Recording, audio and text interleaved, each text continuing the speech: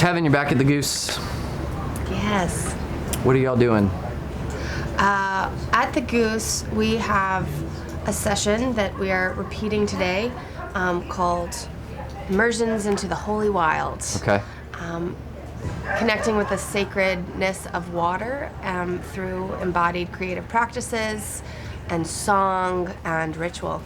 And this is something you all have developed and have done before, yeah? That is right. That's us digging into eco-theology, drawing on my background as a movement artist, and Jay Beck, my collaborator, his work as a music minister, and looking at how do we need to recreate and rewild our liturgy so as to dismantle all the supremacies and the ways that the schisms that have separated us from our body and separated us from nature. So bridging that divide. Well, and speaking of re-inhabiting the wild, as it were, of moving from, y'all have just moved. That's true. From the city to the country. Woo! That's true. Yeah, so this is a big move for Holy Fool Arts, for you and Jay. Tell me about the move. Yes, this is a long anticipated, highly deliberated decision to plant ourselves down, and we talk about replacing ourselves, really learning a place, developing literacy and around a particular watershed, and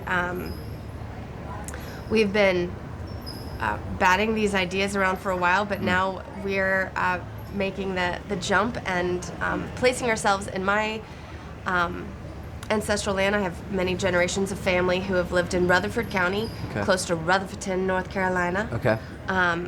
This is where my grandmother grew up.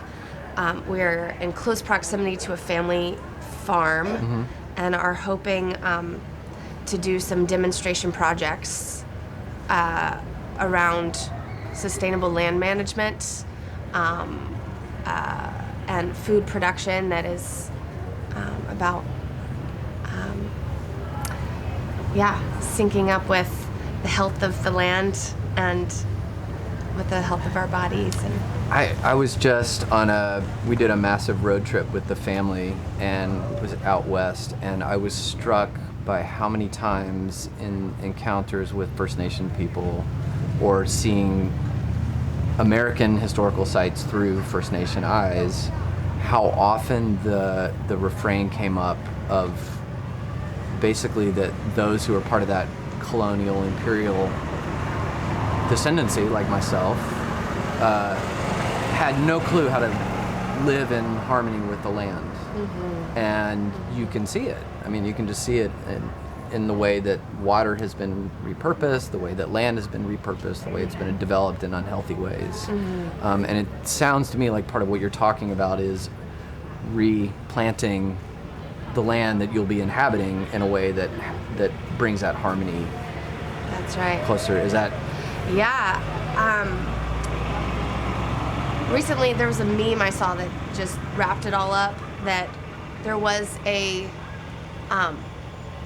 notion that what would be good for us, or I think, and this comes out of the colonial settler mindset and the white supremacist value system of what is good for me will be good for the earth, and that we have to reorganize ourselves and trust that what is good for the land and good for the water actually is going to be deeply good for us.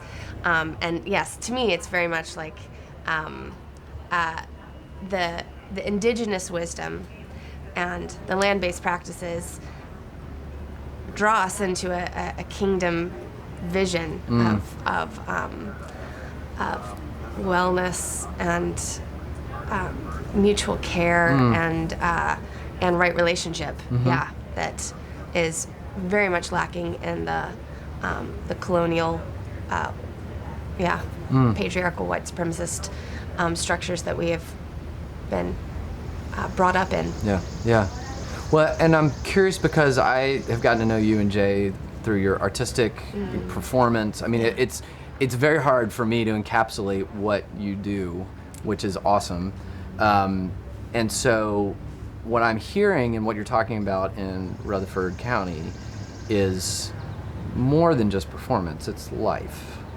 That's right. Yeah. Yeah. But will performance and art still be a part of it? Okay. Yes. I mean, this is it's an interesting question, like what is going to change us? Yeah. You know, our political structure is going to change us, like what is going to change us? And I believe strongly that there is that we have cultural work to do. Okay. As far as like our cultural practices of worship, of marking the seasons, and so there's going to be space that the place is Dreaming Stone. Okay. We are creating a place called Dreaming Stone. That there is going to be cultural activity there that hopefully we will learn. We have a lot to learn to implement this, but learning about how the cultural expressions help us to create rituals out of the everyday work of farming, and the everyday work of homesteading, and the everyday work that there will be rituals and meaning making that just weaves from our lifestyle practices and daily rhythms into our the cultural offerings that happen there, and the performance and the music and the theater and all of it. So would it be fair to say that that experience of living and recalibrating, as it were, is going to be what gives form to those things, or do you have things already planned in terms of on this date we're going to have this performance, or? Yeah. We are entering in knowing that we are babies and that we have to learn. I believe that like we're getting ready to go to school and the land is going to be our teacher. Wow. And so I've not prescribed. Okay. I've dreamt a lot, but I haven't prescribed what is going to be the first programs or the first cultural offerings, because I want the land and the local community and the local issues and to form our. We're talking about extended discernment. Yeah, that is bigger than just. Yeah. I think discernment is often like I just need to have time alone with God, right? And then I'll pop out with something, and yet what you're talking about is a very communal, in the broadest possible sense, experience of discernment. Yeah. What is the land asking for? Right. Asking us to do. Yeah. Are you gonna miss anything from the city?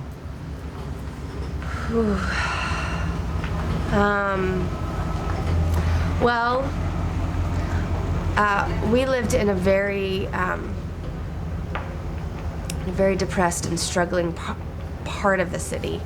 I was in Philadelphia. We were in Philadelphia and Kensington, in the heart of the opioid epidemic. And I think that I have enough understanding of the suffering and the deep poverty that is in the city to carry me and keep me mindful. I will not. It was. I think that what I will miss are the sharp contrast of like resurrection, of like Easter hope surrounded by Good Friday reality. Like there are examples in inner city Philadelphia of gardens, of murals, of communities coming together and doing courageous work, solidarity work, and